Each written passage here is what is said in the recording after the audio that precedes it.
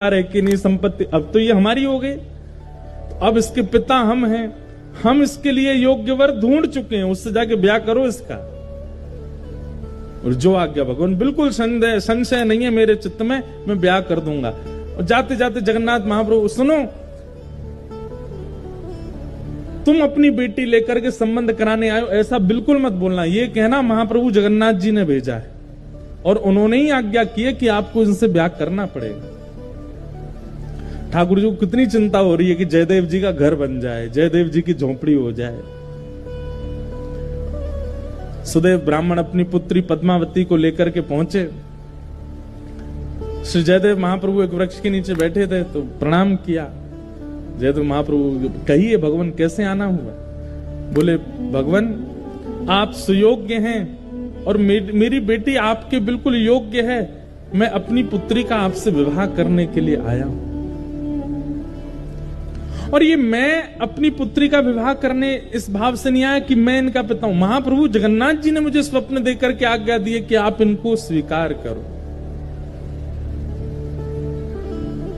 जयदेव महाप्रभु उठ खड़े हुए, हंस करके बोले जगन्नाथ प्रभु तो बोलेंगे ही, खुद ने तो 16,108 किए हैं, उनको क्या कमी है?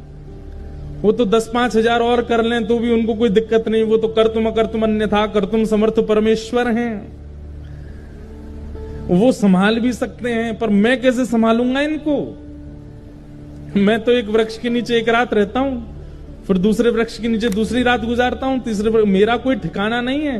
और भाई इनको रखने के लिए तो बहुत व्यवस्थाएं करनी पड़ जाएंगी, मेरे भजन में बाधा हो जाएगी, मेरे चित्त में इतना भाव प्रेम नहीं उमड़ पाएगा फिर ठाकुर जी के प्रति। क्षमा करें महाप्रभु, भले ही जगन्नाथ जी ने इनको भेजा। अब देखो, ये अधिकार प्रेमी व्यक्ति को प्राप्त होता है, मना कर देते हैं, नहीं करेंगे।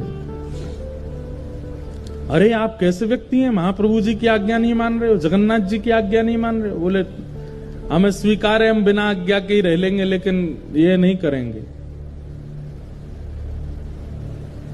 तो एक बार को तो सुदेव ब्राह्मण को क्रोध आ गया। बोले, भगवान की आज्ञा ना मानने वाले को हम कैसे दे सकते हैं? चल बेटी, अपनी पुत्री को उठाने लगे तो पुत्री बैठ गई। बोले, नहीं, महाप्रभु जी ने आज्ञा की है कि तुम इनकी हो, मैं तो इनको सर्वस्व दे चुकी हूं, मैं तो इनको अपना मान चुकी हूं, ये भले ही मुझे स्वीकार ना करें। पिताजी, अब आपका कर्तव्य नहीं है, मेरे परम पिता जगन्नाथ जी ने मुझे इनको सौंपा है, अब मैं इन्हीं की हूं, चाहे मुझे स्वीकार करें चाहे नहीं करें। जयदेव महाप्रभु बोले, वाह, ऐसा समर्पण तो हमने नहीं देखा।